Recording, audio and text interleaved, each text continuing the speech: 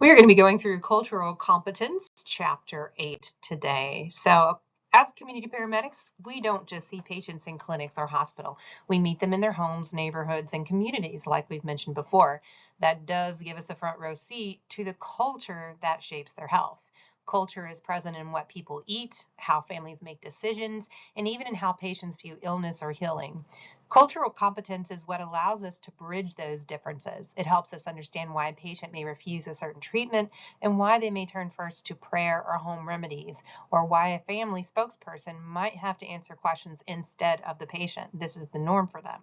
Here in Western North Carolina, culture runs deep, from Appalachian traditions of self-reliance to strong faith communities to our growing Hispanic population. Recognizing and respecting these influences is not optional. It's essential if we want to earn the trust and deliver care that really works for our patients. Healthcare professionals today must navigate across cultures. The patients we serve come from increasingly diverse backgrounds. Each brings unique values as well as expectations. For community paramedics, this diversity isn't an abstract concept. We encounter it on every call. Cultural competence equips us to meet patients where they are and still provide safe as well as effective care. The skill set we need to function effectively across cultures is called cultural competence. It allows us to reach across differences without losing the ability to care. In community paramedicine, where we build long-term relationships with our patients, cultural competence makes the difference between earning trust or facing resistance. The first step towards understanding culture is to actually define culture. So historically, culture was thought of as a line between those who were civilized and those who were not. Labeling some people as uncivilized led to stereotyping, the overgeneralized depiction of a thing, individual, or group that plays on undesirable associations. Today, a person's culture is often regarded through elements such as language and modes of communication, dress, food, and religion. This definition of culture can also be associated with values. Following this line of thought, people sometimes worry that there are no absolute truths and that everything is relative. Example, female genitalia mutilation could be justified as a cultural tradition under such a view. Does a person's culture necessarily determine what is right for him or her? How can culturally appropriate health services be delivered to a diverse population? Marsh Singer outlines it as a pattern of perceptions, values, attitudes, and beliefs that are accepted and expected by an identifying group. Culture is the experience of similarities and differences among people. Humans compare and contrast their own behaviors and beliefs to those of others and determine whether the other people are in other groups or in our own group. For example, a passerby and a paramedic may witness the same thing, a person with a head concussion or contusion, but they may interpret the scene and act differently. Those who appear quite dissimilar may find areas of agreement, while others who seem more similar may have important differences. So our culture impacts on our healthcare. The perception and maintenance of physical health constitute a major differentiation between groups and countries. Some experts identify health systems, or how culture views what is wellness and health, as one of the major concepts in understanding how culture can impact a person's health. Effect of a culture's view on healthcare is witnessed in issues ranging from what constitutes appropriate HIV prevention measures to what efforts governments should make towards socializing their medical system. When responding to a call, community paramedics must recognize that the people they encounter bring with them their own values related to healthcare and treatments, memories of past interactions. They could be both positive and negative with medical personnel. Keep in mind, a single bad experience can create lasting distrust. As community paramedics recognize, we need to recognize these influences. It can help us build stronger patient relationships from the very beginning. Beliefs about health are not the same across cultures. Some patients turn first to prayer, faith healers, or traditional remedies. Others may combine medical care with cultural practices. Rather than dismiss these, our role is to understand them and then also incorporate our care in ways that respect the patient's worldviews. Cultural competence means providing care that acknowledges and incorporates the patient's existing beliefs. It doesn't require that we share those beliefs. It requires that we respect them. When patients feel understood, they are more likely to trust us and follow treatment plans. Being culturally competent means the community paramedic has knowledge, a general information, and a specific understanding of self and other cultures, including the various views on health, disease prevention, and treatment. Skills, practical ability, behaviorals, and modes of communication that help in interacting with patients from another culture. Attitudes, effective approaches that both demonstrate a belief that a person can make a difference and express an interest in reaching across cultural divides to provide care. Cultural competence is more than a cognitive ability to learn and know about other cultures, should be holistically understood as well. Regardless of the task you're performing, your attitude is very important. Keep in mind, bedside manner or patient-centeredness is always key. In the language of customer service, cultural competence might be expressed as making the customer feel valued. If you are sincere and respectful, your patient will pick up on your good attitude and your good interactions. Think about a store that you've been to. You walked in and someone smiled. They were kind. They greeted you.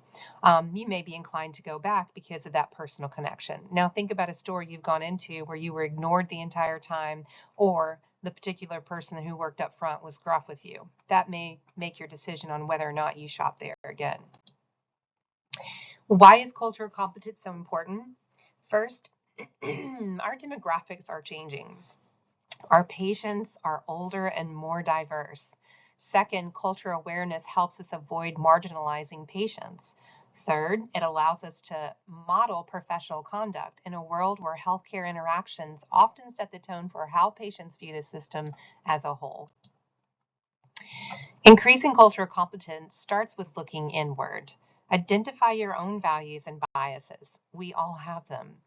Take time for self-assessment. Seek out diverse experiences to broaden your perspective. The more exposure we have to different cultures, the more effective we become as providers. We are all shaped by cultural influences. Before we can understand others, we must first understand ourselves. Age, gender, class, and life experience all impact how we see the world and how patients see us as well. Recognizing our own background is the first step in connecting across differences. You may have heard about this one, the iceberg analogy. So the iceberg analogy shows that most of culture lies below the surface. We see people's clothing, language, the food that they eat, but hidden beneath are values, beliefs, and experiences that truly shape behavior. If we only pay attention to what's visible, we miss the deeper influences driving our patients' health decisions. Two people may look alike or live in the same town, but their values and worldview may be completely different. The iceberg model reminds us that what we see isn't the whole picture. It also helps us reflect on how patients see us through our speech, clothing, age, or gender, and what assumptions they may be making about us as well. One risk in examining your culture is over-attribution, assuming that someone's behavior is caused by their most visible differences, like race or age. That is stereotyping, and it creates barriers.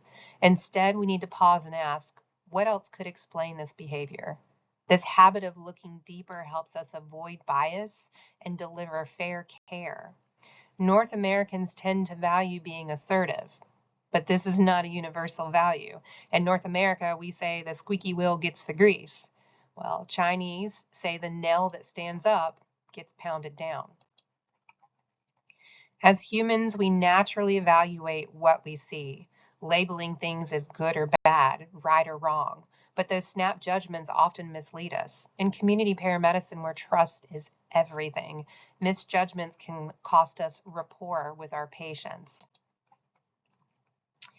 The describe, interpret, evaluate, or DIE model helps us slow down.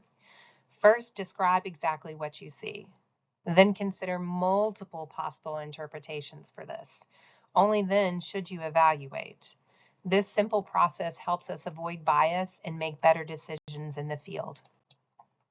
For example, in class, and I've had this happen in class, Mandy's typing on her laptop. Without thinking, we may assume she's distracted. But with a DIE model, we consider alternatives. She could be taking notes, she could be messaging a friend about something urgent, or maybe she's finishing an assignment. The same applies in the field. Pause, interpret, and then evaluate. Dimensions of culture allow us to compare culture groups in meaningful ways without stereotyping. They highlight differences in values and expectations that influence health behaviors. Understanding these dimensions help us adapt to each patient more effectively. 4 dimensions we'll focus on are individualism versus collectivism, power distance, masculinity, and conflict style. Each provides insight into how cultures view self, authority, gender, and disagreement. Together, they give us a framework for better understanding our patients in the field. Individualism was identified through the research of Gert Hofstede, who compared the extent to which people are assimilated into groups. Individualism refers to whether people see themselves as independent achievers or as part of a group. Collectivist cultures value family and group harmony above personal goals. Individualistic cultures emphasize personal choices and responsibility. Knowing this helps us understand patient decision making. Power distance, also identified by Hofstede. So power distance is the degree of respect and the acceptance of unequal power among people. Power distance measures how people view authority. In high power distance cultures, authority figures are respected without question. In low power distance cultures, equality is emphasized and authority that actually has to be earned. As paramedics, patients may see us differently depending on where they fall with this spectrum. Masculinity refers to culture expectations of gender roles. High masculinity cultures expect clear dominance by men, with women in supportive roles. Low masculinity culture emphasizes equality and shared responsibilities. Understanding this helps us avoid assumptions about family roles and decision-making during our care. The intercultural conflict style, also known as ICS, this model shows us how cultures handle disagreement. Some people are direct and expressive. Others are indirect and reserved. Neither style is wrong. It's simple culture preference. Recognizing this prevents us from misinterpreting patient interactions as hostility or them being indifferent. The ICS can be mapped using 4 quadrants and 2 spectrums. We have discussion, represents people who speak directly and keep their emotions in check. Engagement represents people who are fully expressive with their emotions and also speak directly. I identify more with this. Dynamic represents people who value expressing emotion, but not always in a direct correlation with their point of view. Accommodation represents people who have been taught to not lose their cool or to be too blunt, more likely to give a hint or tell a story and assume the other party understands what they mean. Each combines a level of directness with a level of emotional expression. As community paramedics adapting to these different styles, that helps us resolve conflict and maintain the ever so important trust that we're building with our clients. Language is one of the biggest barriers in healthcare, as we know. Patients with English as a second language may struggle with idioms, accents, or medical terms. Establishing trust and respect is vital because patients may not always admit when they don't understand. Slowing down, checking for clarity, and using interpreters when possible make a huge difference. One way to frame culture competence is through customer service. In traditional EMS, we provide service in short bursts, 10 to 30 minutes per patient. That's all you get.